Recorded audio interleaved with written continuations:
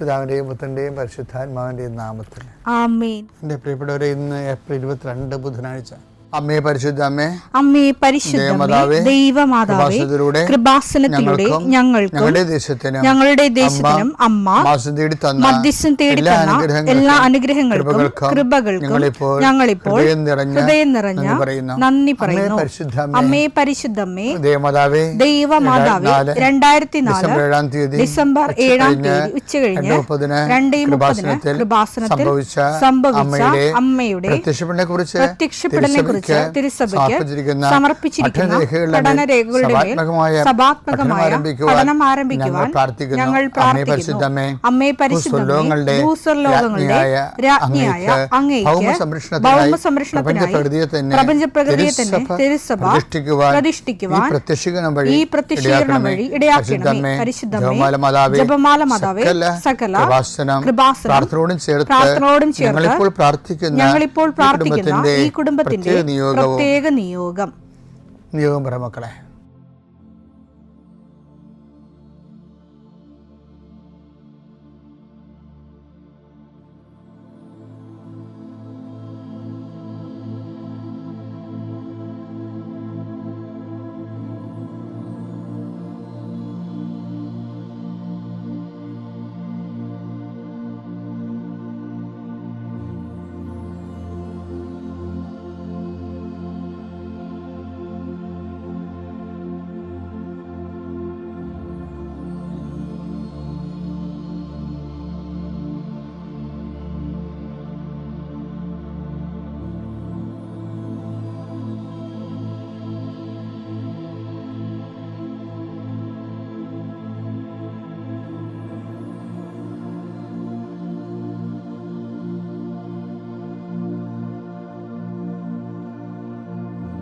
അമ്മയുടെ പ്രത്യക്ഷീകരണത്തിന്റെ ഈ അനുഗ്രഹവേളയിൽ ഞങ്ങൾക്ക് സാധിച്ചു തരുവാൻ കനിയണമേ.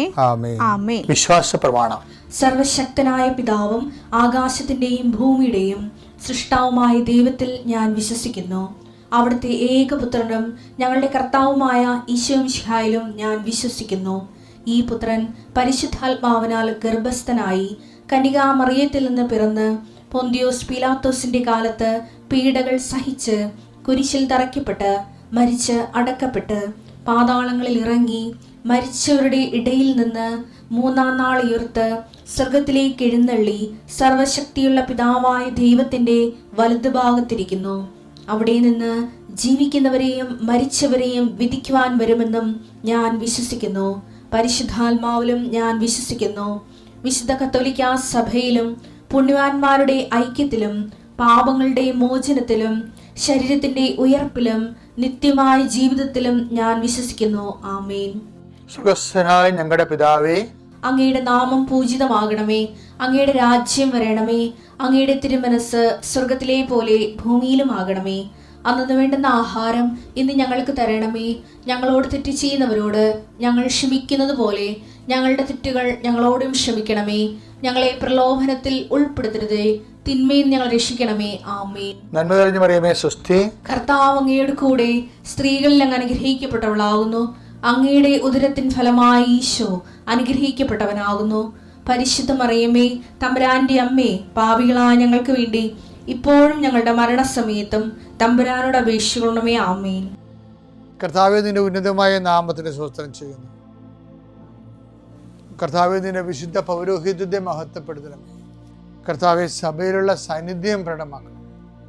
40 വർഷം അർപ്പിച്ച കൃപാന്റെ യുഗതിയായി കൃപാസ്ഥാനത്താരെ ജീവനോടെ പ്രത്യക്ഷപ്പെട്ട പരിശുദ്ധ അമ്മയുടെ മാധ്യസ്ഥത്തിലെ ഞാൻ അങ്ങയുടെ മക്കൾക്ക് വേണ്ടി പ്രാർത്ഥിക്കുന്നു. അമ്മേ, ഈ പ്രഭാതത്തിൽ എത്രയോ പേരാണ് അമ്മേ ഈ ഒരു പ്രാർത്ഥനയ്ക്ക് വേണ്ടി കൊതിച്ച് കാത്തിരിക്കണത്. അവർക്ക് എവിടെ എന്തെല്ലാമോ കാര്യങ്ങളുണ്ട്. ഇന്ന് അവരുടെ കഴിവിൽ നിൽക്കാത്ത കാര്യങ്ങളുണ്ട്. കർത്താവേ, അങ്ങയുടെ മക്കളുടെ കഴിവിൽ നിൽക്കാത്ത കാര്യങ്ങൾ, ആ കാര്യങ്ങളെക്കുറിച്ച് ഓർക്കുമ്പോൾ ഭയവും പേടിയും പ്രയാസവും സങ്കടവും നിരാശയും ഒക്കെ തോന്നുന്ന വിഷയങ്ങൾ, വ്യക്തികൾ, അതെല്ലാം യേശുക്രിസ്തുവിന്റെ നാമത്തിൽ ഞാൻ ബന്ധിക്കുന്നു. കർത്താവേ, അങ്ങയുടെ മക്കള് ഇനി സമാധാനത്തിൽ വിട്ടേക്കണമെന്ന് പറഞ്ഞല്ലേ ഈശോ. ഞങ്ങളുടെ ദാസനെ സമാധാനം, എൻ്റെ രക്ഷ ഞാൻ എൻ്റെ കണ്ണുകൊണ്ട് കണ്ടിരിക്കുന്നു. അങ്ങയുടെ ദാസനെ സമാധാനം വിട്ടേക്ക്.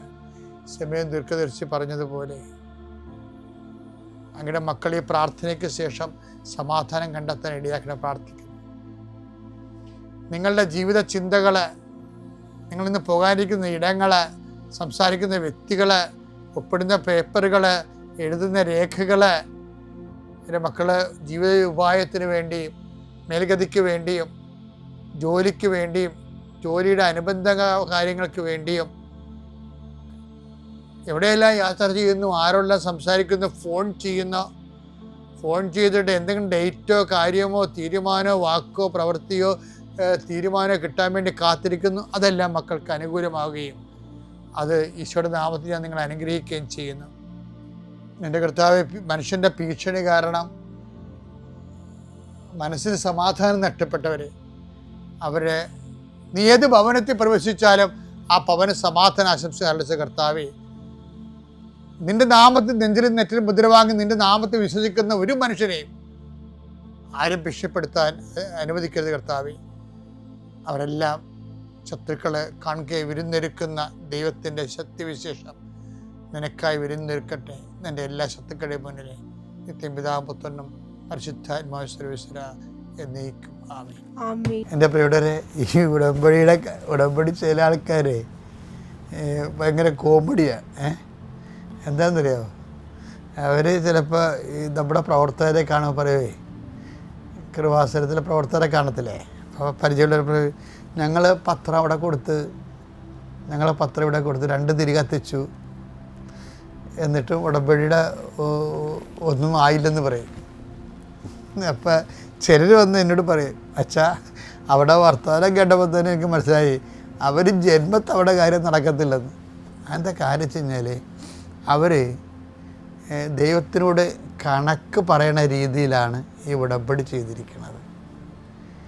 10 പൈസ ദൈവത്തിന് വേണ്ടി മുടക്കിയിട്ടുണ്ടെങ്കിൽ അതിൻ്റെ റിട്ടേൺസ് അവർക്ക് ക്യാഷ് ആൻഡ് കൈൻഡായിട്ട് വേണം. ദൈവത്തെക്കാൾ ഉപരി മെറ്റീരിയലായിട്ട് തന്നെ അവർക്ക് വേണമെന്നുള്ള രീതിയിൽ ഉള്ള ഒരു ബിസിനസ് റിലേഷനാണ് ചില ആൾക്കാർക്ക് ഉള്ളത്. നിങ്ങൾക്ക് ചിന്തിച്ച് നോക്കണം കേട്ടാ. ഈ പല ആൾക്കാർക്ക് ഈ ബിസിനസ് റിലേഷൻ ഉണ്ട്. പക്ഷെ ചിലർ കുറച്ച് ഒരു ഉടമ്പടി ആ ക്ലാസ്സെല്ലാം കേട്ട് കഴിയുമ്പോൾ, ഈ ക്ലാസ് കേൾക്കാത്തവർക്കാണ് ഇങ്ങനെ താമസിക്കുന്നത് ഈ വിഷയങ്ങൾ.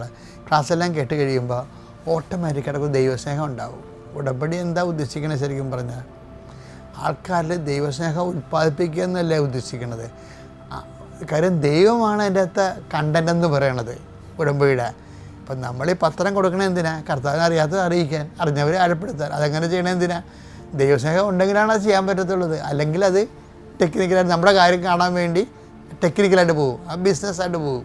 ആ ബിസിനസ്സായിട്ട് ചെയ്താലും അത് വർക്കൗട്ട് ചെയ്യത്തില്ല. ചിലർ ഇപ്പം ഒത്തിരി പേര് നമ്മൾ കാണുന്നത് എങ്ങനെയെന്ന് അറിയാമോ? നല്ല ഹൈലി എഡ്യൂക്കേറ്റഡ് ആയിട്ടുള്ളവരും പാവത്തങ്ങളും ഉണ്ട്. അവരൊക്കെ ഉടമ്പടി അങ്ങനെ ഉറച്ച് നിൽക്കുകയാണ്. അങ്ങനെ ഉടമ്പടി വലിയ പ്രയോക്താക്കളായിട്ട് നിൽക്കുകയാണ്. അതിൻ്റെ കാരണം വെച്ച് കഴിഞ്ഞാൽ ഇനിയിപ്പം നമ്മൾ കൃപാസനം പൂട്ടിയാലും അവർ ഉടമ്പടി ജീവിച്ചുകൊണ്ടിരിക്കും. അതെന്താ കാര്യം വെച്ച് കഴിഞ്ഞാൽ അവർക്ക് മനസ്സിലായി ദൈവസ്നേഹത്തിൻ്റെ സത്യസന്ധമായ ഒരു സുവിശേഷ പദ്ധതിയാണ് ഇതെന്ന് മനസ്സിലായി. അപ്പം അതുകൊണ്ട് അങ്ങനെ ചിലർക്ക് ഇതിലൂടെ ദൈവത്തെ അവരുടെ ജീവിത ആവശ്യത്തിൻ്റെ അപ്പുറത്ത് ദൈവത്തെ കണ്ടെത്തി കഴിഞ്ഞാൽ അപ്പോൾ ദൈവത്തെ കണ്ടെത്തി ദൈവത്തിൻ്റെ ഭയങ്കര രസം എന്ന് പറഞ്ഞാൽ എന്തറിയാമോ? അപ്പോൾ അതായത് ഞാൻ നിങ്ങളോടൊരു രഹസ്യം പറയാമല്ല. അതായത് ഇപ്പോൾ നമ്മുടെ കരിസ്മാറ്റിക് കാലഘട്ടങ്ങളിലെ ഉണ്ടായതിനേക്കാളും പ്രസൻസ്, അതായത് ദൈവത്തിൻ്റെ സാന്നിധ്യം, ദൈവം നമ്മുടെ കൂടെ ഇന്ന് ഒരു നിരീശ്വരവാദിയായ കുട്ടി, ഇന്നിപ്പോൾ ഇത് റെക്കോർഡ് ചെയ്യണ സമയം എന്ന് പറഞ്ഞത് തിങ്കളാഴ്ച ആണ്, മറ്റന്നാളത്തെയാണിത് ഇപ്പോൾ റെക്കോർഡ് ചെയ്യണത്. ഇപ്പോൾ ഇന്നൊരു നിരീശ്വരവാദിയ പെൺകുട്ടി, അവളെന്താ നിരീശ്വരവാദിയായത്? അവൾ പറയണ ഞങ്ങളുടെ വീട്ടിൽ ഭക്ഷണവും ഇല്ലായിരുന്നു, ഭയങ്കര പാടായിരുന്നു, എനിക്ക് സമാധാനമില്ല, പിന്നെ ദൈവത്തെ ഞാൻ കണ്ടിട്ടുമില്ല, എൻ്റെ കൂടെ ദൈവമില്ല, അപ്പോൾ അതുകൊണ്ട് ഞാനെന്തിനാണ് വിശ്വസിക്കണത് എന്നുള്ള രീതിയിൽ വെറുപ്പും ദൈവത്തോട് ദൈവം എന്നുള്ള ആശയത്തോട് തന്നെ അവർക്ക് അങ്ങനെയാണ്. പക്ഷേ അവളെ ഒരു പ്രത്യേക സാഹചര്യത്തിൽ അവളുടെ അമ്മ ഉടമ്പടി എടുത്തു. അതിനുശേഷം അവൾ ഉടമ്പടി എടുത്തു കഴിഞ്ഞപ്പോൾ പെട്ടെന്ന് അവൾ പറയാതിരുന്നൊരു രോഗം, അവൾ സമൂഹത്തിൽ അതിൻ്റെ പേരിൽ ആക്ഷേപം മേടിച്ചിരുന്ന രോഗം പെട്ടെന്ന് മാറി. അതങ്ങനെയാണ് അമ്മയുടെ ഉടമ്പടി അത് വെച്ചിട്ടുണ്ട്. ഇവളുടെ കാര്യം ഇവളറിയാതിന് വെച്ചിട്ടുണ്ടായിരുന്നു. അപ്പോൾ അവൾക്ക് അത് മനസ്സിലപ്പോൾ ഇവൾക്ക് തോന്നി, എന്നാൽ ഞാനും കൂടി ഇപ്പോൾ ഉടമ്പെടുക്കാമെന്ന്. പക്ഷെ ഉടമ്പെടുക്കുമ്പോൾ ഇവൾ തിരികെത്തിക്കുമ്പോൾ ആരോ പുറകിൽ നിൽക്കും. ഇത് പല പ്രാവശ്യമായപ്പോൾ അമ്മയോട് പറഞ്ഞു, അമ്മേ ഞാൻ തിരികെത്തിക്കുമ്പോൾ ഏതോ ഒരു നിഴൽ പുറകെ നിൽക്കുന്ന എനിക്ക് നല്ല ശരിക്കും ഫീൽ ചെയ്യുന്നുണ്ട്. അപ്പോൾ അമ്മ പറയും, അത് മാതാവ് അടിയെന്ന് പറയും. അപ്പോൾ ഇവർക്ക് സുഗന്ധാഭിഷേകം വരും. അതായത് നമുക്ക് ഇപ്പോൾ പറയുമ്പോൾ, ഇപ്പോൾ കഴിഞ്ഞ ദിവസം ഒരു ഡോക്ടർ സാക്ഷ്യം പറഞ്ഞ് ഞാൻ കൃപാസനത്തിലോട്ട് വരത്തില്ലായിരുന്നു. ഞാൻ വരാത്തതിൻ്റെ കാരണം ഇത് ചില കാര്യങ്ങൾ ലോജിക്കല്ലാത്തത് കൊണ്ടാണെന്ന്. അത് ആ ഡോക്ടർ പറഞ്ഞത് ശരിയാണ്. അവർക്കിപ്പോൾ ജീവിതാനുഭവം ഉണ്ടായപ്പോൾ ഇപ്പോൾ അവർ ഡോക്ടറേറ്റ് എടുത്തപ്പോൾ കഴിഞ്ഞപ്പോൾ 8 കൊല്ലം കിട്ടാതെ ഡോക്ടറേറ്റ് ഒറ്റ ഉടമ്പടി കൊണ്ട് കിട്ടിക്കഴിഞ്ഞപ്പോൾ അവർക്ക് വിശ്വാസമായി.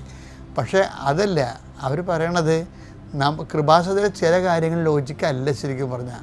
കാര്യം നമ്മൾ ലോജിക്കും കൊണ്ടിരിക്കുന്നവർക്ക് ചില സമയത്ത് അത് അങ്ങനെ ഫീൽ ചെയ്യാൻ സാധ്യതയുണ്ട്. കാര്യത്തിൽ ഇവിടെ എല്ലാം ഇങ്ങനെ ടാഞ്ചിബിളല്ലേ, നമുക്ക് ദൈവത്തെ തൊടാവുന്ന രീതിയിലാണ് ഉടമ്പടിയുടെ എല്ലാ വർക്കൗട്ടിങ് ഇങ്ങനെ നടക്കുന്നത്. അപ്പം അതുകൊണ്ട് എപ്പോഴും എൻ്റെ സഹോദരങ്ങളെ കണക്ക് കൂട്ടി, ഇപ്പം കർത്താവ് തന്നെ ഇതിനിങ്ങനെ ഒരു നിലപാട് തന്നെ ദൈവത്തോട് കണക്ക് പറയുന്ന ആൾക്കാരോട്, അവരാണ് ഈ ഉടമ്പടി ഗതി പിടിക്കാൻ കിടക്കണത്. ആ ഒരു മനോഭാവമെങ്കിലും ഉണ്ടെങ്കിൽ നിങ്ങളത് മാറ്റണം. ലൂക്ക 6:35 തിരിച്ചു കിട്ടും എന്ന് പ്രതീക്ഷിക്കാതെ തിരിച്ചു കിട്ടുമെന്ന് പ്രതീക്ഷിക്കാതെ മറ്റുള്ളവർക്ക് നന്മ ചെയ്യുകയും വായ്പ കൊടുക്കുകയും ചെയ്യുക. അപ്പോൾ നിങ്ങളുടെ പ്രതിഫലം വലുതായി. എന്ത് പ്രശ്നം വെച്ച് കഴിഞ്ഞാൽ നമ്മൾ ക്യാഷ് ആൻഡ് കൈൻഡായിട്ട് ഇങ്ങോട്ട് നമ്മൾ കൊടുക്കുന്ന അത്രയും തന്നെ തിരിച്ച് കിട്ടണമെന്നുള്ള രീതിയിലുള്ളൊരു ബിസിനസ് റിലേഷൻ ആണെങ്കിൽ കർത്താവിൻ്റെ മനസ്സിരിപ്പ് വേറെയാണ്. എന്താ കാര്യം, ചില കാര്യത്തിന് നമുക്ക് റീഫണ്ടബിൾ അല്ല, തിരിച്ചതുപോലെ കിട്ടത്തില്ല. അപ്പോഴെന്താ സംഭവം, അത് കിട്ടത്തേ ഇല്ലെന്നല്ല എൻ്റെ അർത്ഥം. അപ്പോൾ നിങ്ങളുടെ പ്രതിഫലം വലുതായിരിക്കുമെന്നാണ്. അപ്പം ചെറിയ പ്രതിഫലമല്ല. നീ ചോദിച്ചത് ചിലപ്പോൾ ഒരു ജപ്തി നടപടി മാറാനോ അല്ലെങ്കിൽ വേറെ എന്തെങ്കിലുമായിരിക്കും. ചിലപ്പോൾ ദൈവം അതിനേക്കാൾ വലിയ നിത്യത വരെ ഇതിനകത്ത് ഉൾപ്പെടുത്തിയിട്ടുണ്ട് ഈശോ. ചില ഉത്തരവ് എന്താണ്, പ്രാർത്ഥന കേട്ടില്ലെന്നല്ല, അത് വിഡ്ഢികളാണ് അങ്ങനെ പറയണം. ഒരു പ്രാർത്ഥന കേൾക്കാതിരിക്കത്തില്ല. പിന്നെ എന്താ, അത് നിത്യതയിലാണ് റീഫണ്ട്, അതാണ് പ്രതിഫലം വലുതായിരിക്കും എന്ന് പറയണത്. ഇതൊക്കെ മനസ്സിലാക്കാതെ ഉടമ്പെടുക്കുന്ന ഒത്തിരി പേരുണ്ട്. അപ്പോൾ അതുകൊണ്ട് നിങ്ങൾ ഉടമ്പടി ഒരു അവസരമാണ്. അത് നിങ്ങൾ ദൈവത്തോട് നന്ദി പറഞ്ഞുകൊണ്ട് വേണം ഇനി ഉടമ്പടി നിന്ന് അകപ്പഴ നിർത്താമെന്ന് വിചാരിച്ചാൽ നിന്ന് പോയെന്ന് കഷ്ടപ്പെടാം. ഇപ്പോൾ ആൾക്കാരുടെയൊക്കെ പ്രശ്നം എന്നറിയാമോ, റോഡ് മുഴുവൻ പണിയാണ്. കൃപാസനത്തിൽ വരണമെങ്കിൽ 2-3 ബ്ലോക്കൊക്കെ എല്ലാം കഴിഞ്ഞേ വരത്തുള്ളൂ. പക്ഷേ ഇനിയിപ്പോൾ ബ്ലോക്കെല്ലാം കുറച്ചിപ്പോൾ മാറും. പക്ഷേ അന്ന് നിങ്ങൾ വന്നിട്ട് ഇന്ന് വന്ന പോലെ അല്ല. ഇന്ന് കഷ്ടപ്പെട്ട് വരുമ്പോൾ കർത്താവ് നിങ്ങളെ കഷ്ടപ്പാട് മനസ്സിലാക്കും. നാളെ നിങ്ങൾ ഈസി ആകുമ്പോൾ വരാതിരിക്കുകയും അപ്പോൾ അനുഗ്രഹം ഈസി ആയിരിക്കത്തില്ല ചിലപ്പോൾ. അതുകൊണ്ട് ബുദ്ധി വേണം ഇതിനൊക്കെ ഒരു ശരിക്കും. ഇപ്പോൾ നല്ല ഒരു സമയത്ത് കർത്താവിനെ ഞങ്ങളത് നിങ്ങളോട് പറയണതേ, ഇത് ഞങ്ങൾ അനുഭവിച്ചതിൻ്റെ പകുതിയെ നിങ്ങൾക്ക് പറഞ്ഞു തരുന്നുള്ളൂ, അത്രേ പറയാൻ പറ്റണുള്ളൂ. അപ്പം അത് നിങ്ങൾ ഓരോരുത്തരും ഇതേ ദൈവാനുഭവത്തിലേക്ക് വരണം, അനുഗ്രഹത്തേക്കാൾ ഉപരി. ദൈവം നിങ്ങൾ അനുഗ്രഹിക്കട്ടെ. പിതാവിൻ്റെയും പുത്രൻ്റെയും പരിശുദ്ധാത്മാവിൻ്റെ നാമത്തിൽ.